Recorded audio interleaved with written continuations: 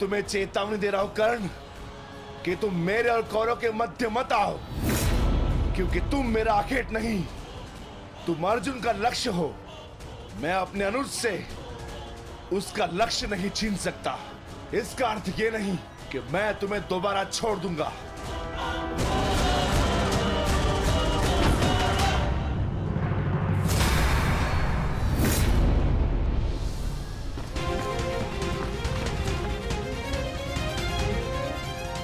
विकोधर भीम,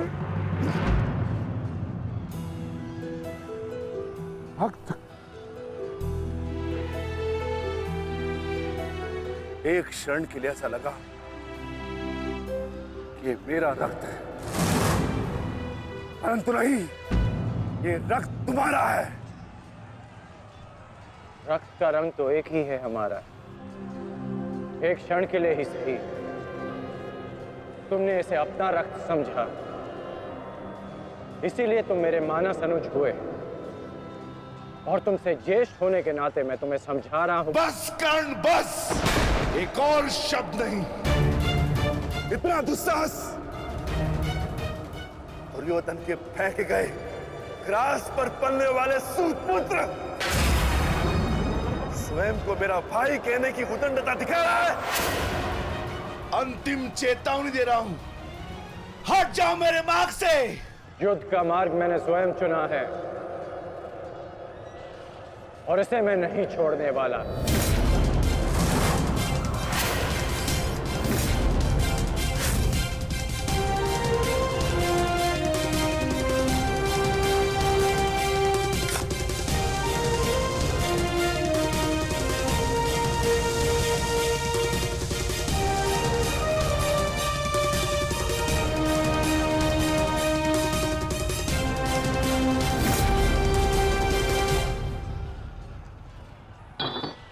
इस रेखा को देख रहे हो भीम? इस रेखा के घेरे के भीतर कौरव सुरक्षित हैं। सूर्यास्त होने में कुछ ही क्षण शेष हैं। यदि कल भी युद्ध करना चाहते हो तो इस रेखा को मत लांघना। प्रतीत होता है कि तुम्हारी जीवन रेखा आज ही समाप्त होने वाली है कर्ण। कल का सूर्योदय क्या, आज का सूर्यास्त भी तुम्हारे भाग्य में नहीं।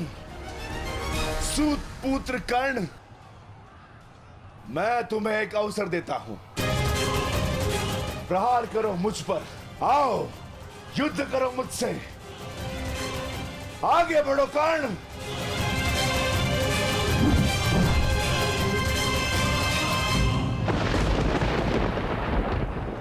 मैं वचन देता हूं कि अर्जुन के अतिरिक्त आपके किसी पुत्र का वध नहीं करूंगा मैं।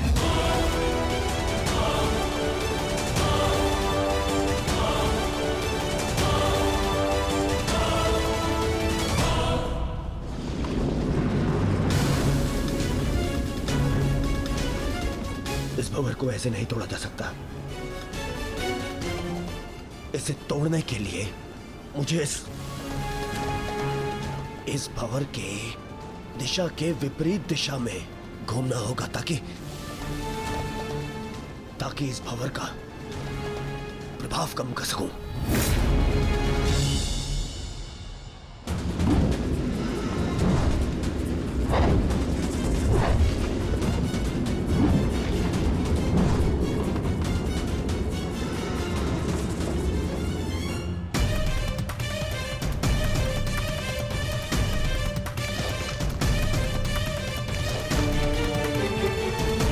क्या हुआ कायर?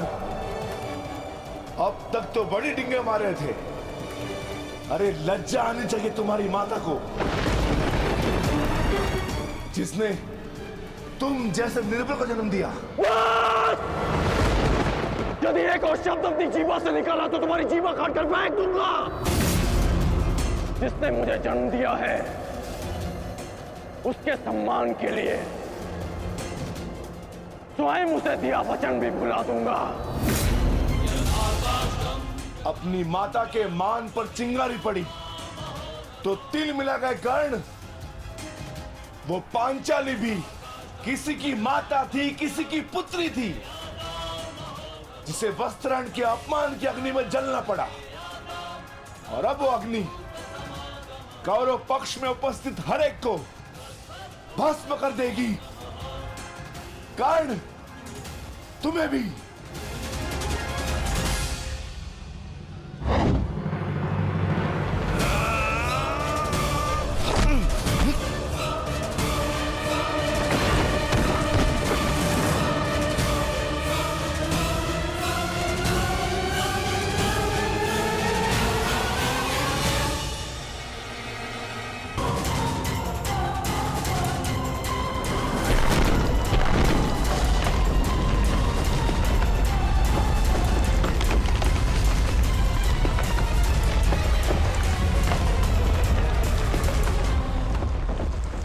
एक महत्वपूर्ण सूचना है कौंते।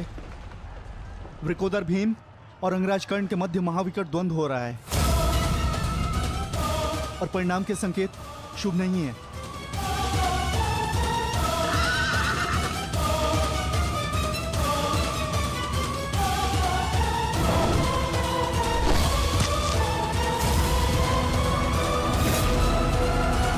माता, रथ को भ्राता भीम की ओर ले चलो।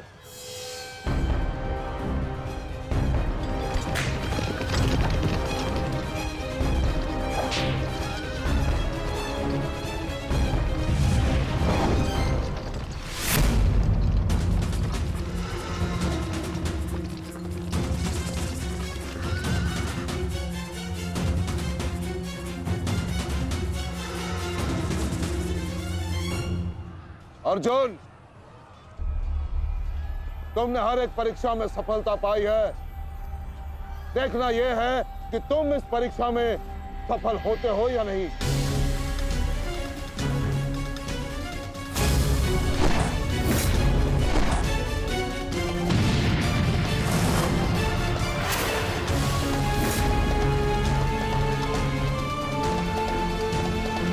धृष्टद्युम्न, रथ अर्जुन की ओर से आचार्य द्रोण का ध्यान हटाओ। सारथी, आगे बढ़ो।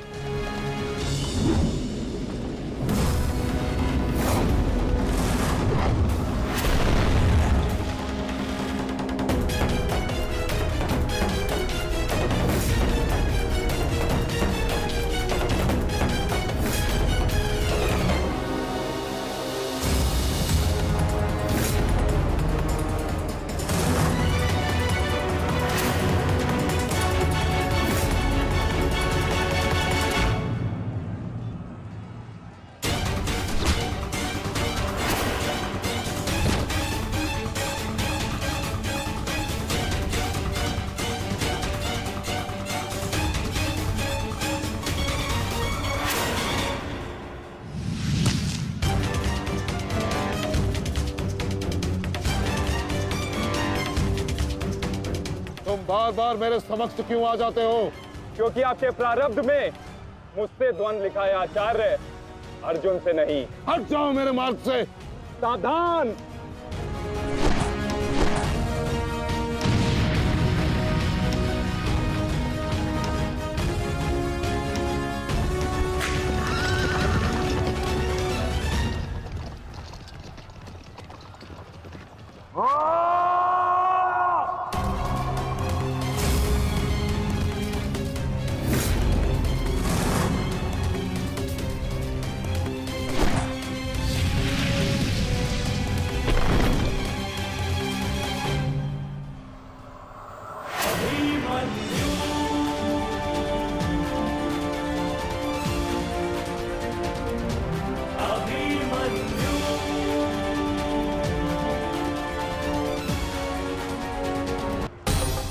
विचित्र बात है ना कि प्रत्येक बार आप मुझसे युद्ध बीच में छोड़कर ही चले जाते हैं। मूर्ख!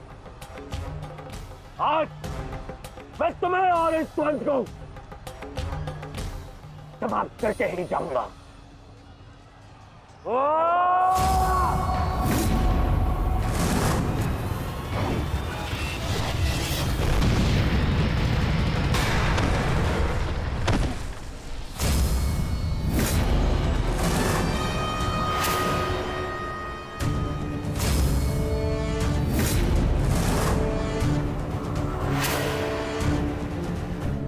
Jaya Nam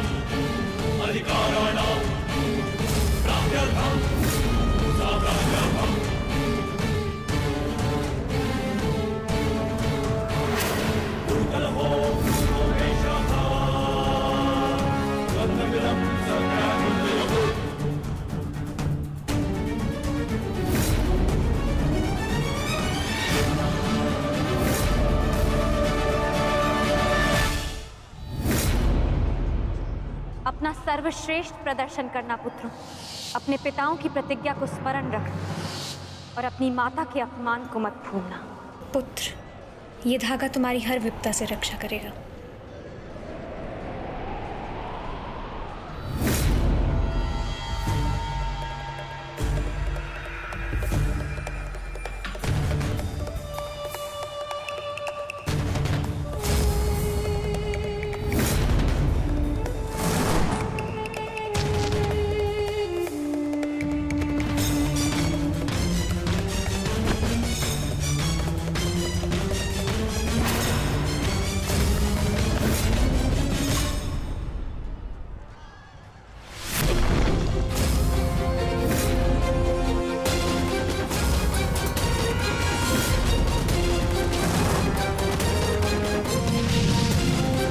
दुर्योधन, इस बालक के साथ बचकाना खेल बंद करो।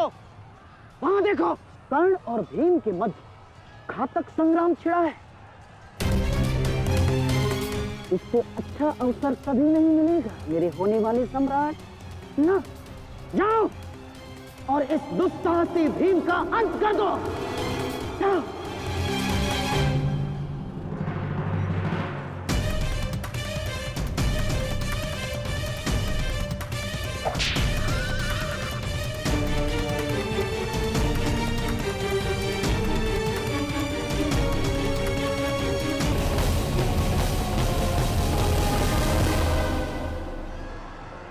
मैंने अपना वचन पूर्ण किया।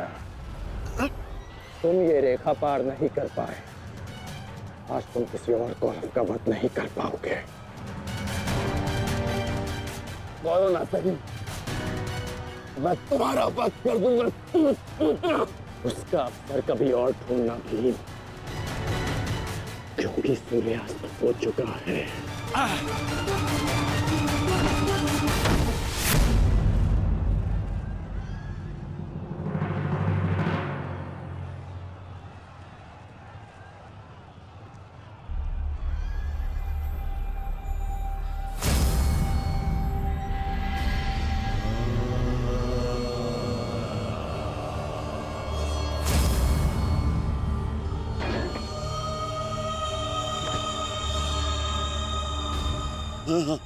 अनुज, मुझसे मुझसे बात करो। तुम्हारा चेष्टा है, उत्तर दो से।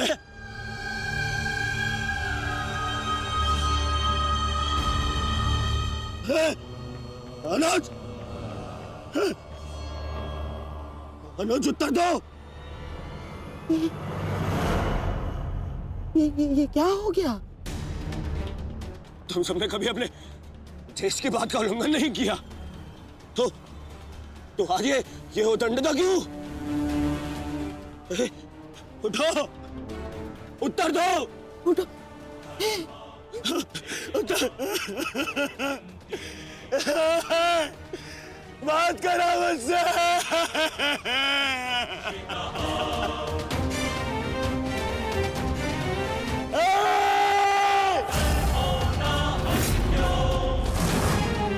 क्या किया भीम? ये क्या किया तुमने? केवल कहने को ज्येष्ठ भ्राता था मैं पिता से अधिक इन्होंने मुझे सम्मान दिया है।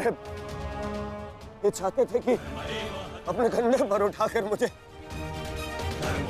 सम्राट के सिंहासन तक लेके जाएंगे। बस तुमने मुझे विवश कर दिया। मैं इनकी अर्थी को कंधा दूं।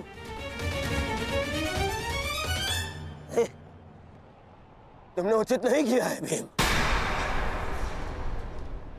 उचित नहीं किया। मैं छोड़ूंगा नहीं तुम्हें। विकोधर मैं नहीं छोड़ूंगा।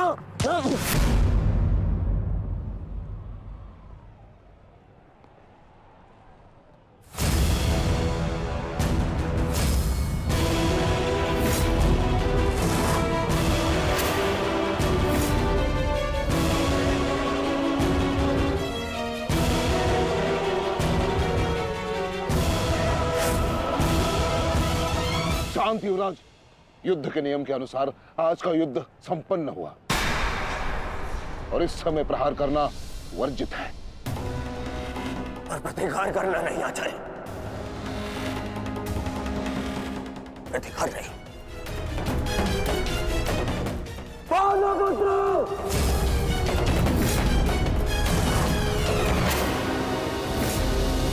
अपने इन 5 भाइयों के निर्मम हत्या का प्रतिशोध लूंगा मैं। किसी एक को भी जीवित नहीं छोड़ूंगा मैं। ये मेरा वचन है। मेरी प्रतिज्ञा मत भूलो दुर्योधन। जो नियति तुम्हारे 5 भाइयों की हुई है, वही नियति तुम्हारे शेष 95 भाइयों की भी होगी। दुर्योधन! ऐसे नहीं छोड़ूंगा। राजा भीम रुक जाइए, ये सही समय नहीं है।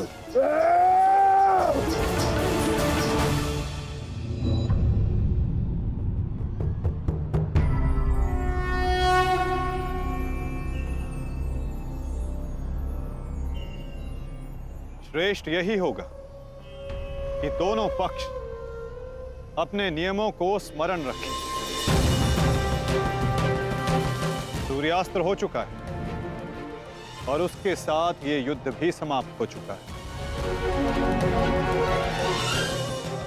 आप दोनों अपनी भावनाओं को कल के लिए शेष रखें और वही उचित रहेगा।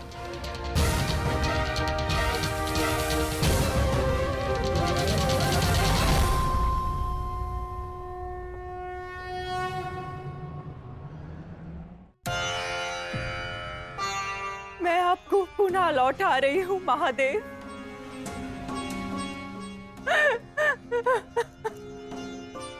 आपने मुझे 100 पुत्रों को आशीर्वाद दिया था और आज मुझे उन्हीं पुत्रों की मृत्यु का दुख भी दे रहे हैं।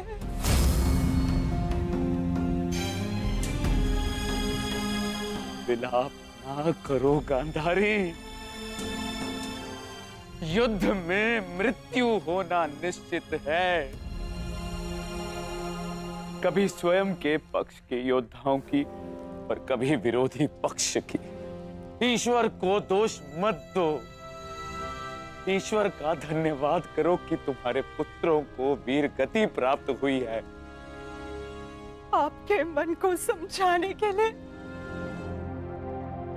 ये तर्क पर्याप्त हो सकता है आर्य, परंतु मैं क्या करूं? मैं तो एक माता हूं ना।